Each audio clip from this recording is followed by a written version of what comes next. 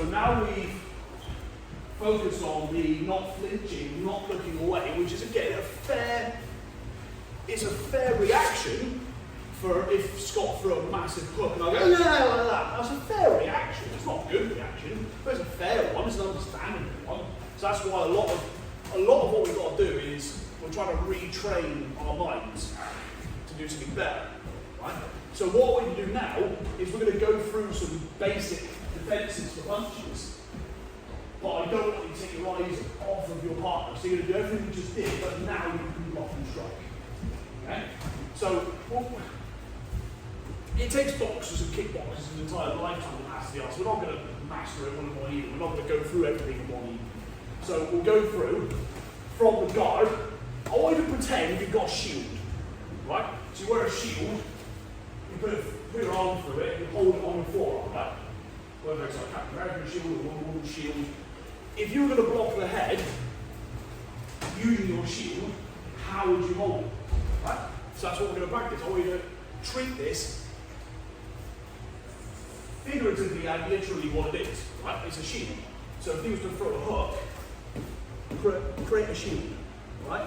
So you brush your hair, go to the back of your neck, so that the finishing product is that. Right? I'm not poking the elbow out. So if I put the elbow out, he's going to hit me, or he's going to hit my elbow, that's going to hurt. I'm not covering so much that I can't see him. I'm just going to do enough that I protect the side of my head. I'm still holding my hand on my chin, and I'm not going to leave that open, because if Scott knows what he's doing, he'll strike, and then he'll strike again, and he'll punch with the other hand. Okay? So now what we're going to do, I want you to practice this with your partner, is throw some hooks. So block, and then you throw another one if you want. Boom, and then I want you to throw 4 or 5 techniques. Okay, you're just going to do this back and forth. Okay? So Scott's going to throw 2 hooks. So 1, 2, one after the other. So you go 1, 2, and I go wham, bam, bam, bam. Throw 4 or 5 techniques, and then I'll throw a hook. And he blocks it, and he blocks it, and then 1, 2, 3, 4. Okay? But we've got to consider these things over here, right? Especially the light feet. Just because you're defending doesn't mean you have to hold a fork, right? It's not always about having a strong fortress when you defend. A lot of it can be about having light feet. So don't be afraid, if he throws the hooks, to swivel and lean. And I'm still looking at Scott, but I've got my head off the line.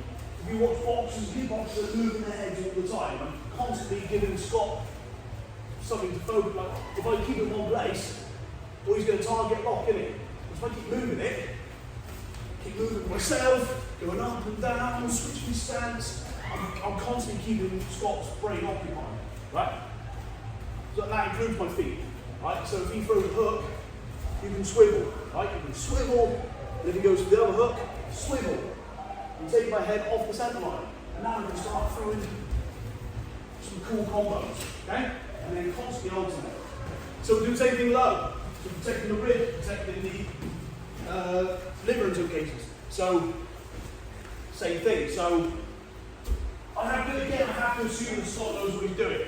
So if he goes for the body shot, and then he goes for the head, I have to assume that my head is up for grabs, right? Something that hurts is fine. Something that could potentially cause a knockout, that's going to be a big issue, right? So yeah, a good liver shot might end the fight, shot to the solar plexus and the ribs to end the fight, but I don't want to get knocked out. And that's what I'm worried about, okay? So when you protect the ribs, protect the flow of the ribs, protect everything you need to, but don't forget to keep your chin protected as well. So that's why, what I say about putting the shield in the way, don't drop the shield. Keep the shield high and bring the shield to the punch, like so. Well, and then you can follow up with something else, okay? So, for the sake of practice, for the sake of good habits, I don't want you to do 2 body shots, right? So otherwise Scott's going to go like that. So I want Scott to do 1 good body shot by leaning off to the side. So you're not going to do it from here, you haven't got enough power. So he's going to lean off to the side and do a body shot from a leaning position. I'm using that side that leg on that side to help me with it, and I'm going to put the shield in, and then I'm going to strike. Okay? And you can do this both sides and both feet. Okay? You understand why I don't want to develop good habits by saying, right, we're going to do a body shot and then a body shot. We'll do one good body shot, he defends it, and then responds appropriately for about 4 or 5 techniques. Just to make the point, again, I want to develop good habits. I want people to do more than one counter. Okay? Then he does it to me. Boom, bang, bang, bang, bang, bang, bang. Okay? And then it's his turn.